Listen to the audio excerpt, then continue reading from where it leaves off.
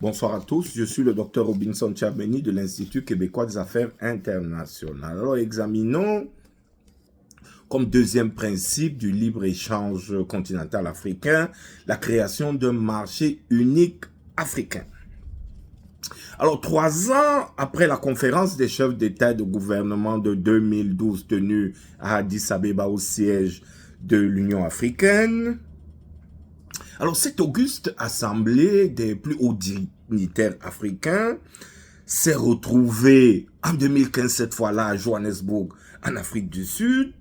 pour lancer les négociations en vue de réaliser l'intégration des marchés africains. Alors, l'idée ici, donc depuis 2015, c'était de créer un vaste marché africain qui regrouperait l'ensemble des marchés nationaux africains pour en faire un seul, un marché unique,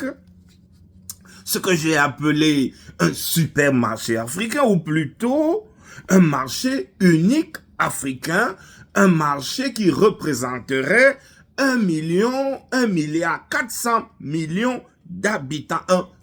vaste marché, un grand marché africain. Alors, les entreprises africaines pourraient ainsi vendre à 1,4 milliard de personnes. Ce qui est intéressant, étant donné que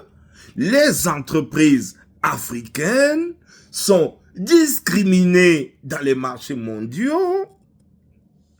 que les entreprises africaines sont par ailleurs faibles, et donc,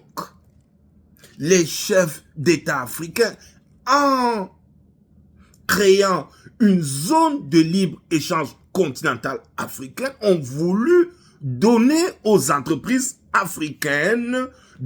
un très vaste marché, de gros débouchés, la possibilité de vendre à 1,4 milliard d'habitants. Alors, il est clair que la création d'un marché unique africain est très avantageuse pour les petites et moyennes entreprises africaines, pour leur donner des débouchés et pour revitaliser leurs activités et donc les économies africaines.